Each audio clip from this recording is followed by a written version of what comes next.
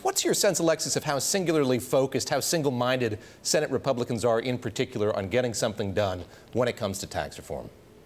Well, David, I think Senate Majority Leader Mitch McConnell wants to make very clear that he's focused on a tax overhaul. During his press conference yesterday, he said, or made it clear rather, that the Senate would not be focused on a health care vote before its August recess.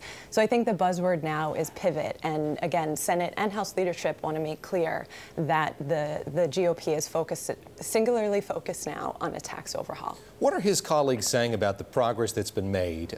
Senator McConnell was a signatory to this joint statement signed by leadership in the House, leadership in the Senate, and the White House as well on a plan forward, principles for tax reform. How satisfied are other members of his conference with what's been accomplished thus far?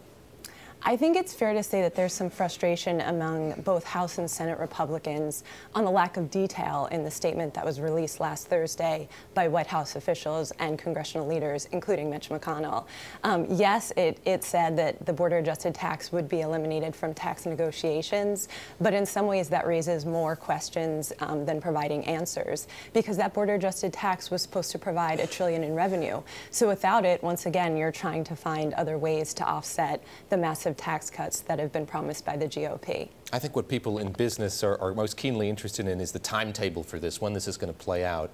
Are we hearing members of the Republican Party in particular speaking with a single voice about what they think is likely when it comes to a timetable going forward?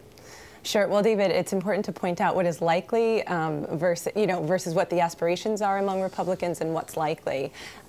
So just earlier this week, the White House Legislative Affairs chief mapped up even what he acknowledged was a pretty aggressive timetable. He said that the priority now is to have the tax writing committees kind of work out the legislative text in August and September, get a bill through the House in October, and then a bill through the Senate in November to have it all completed by the end of the year.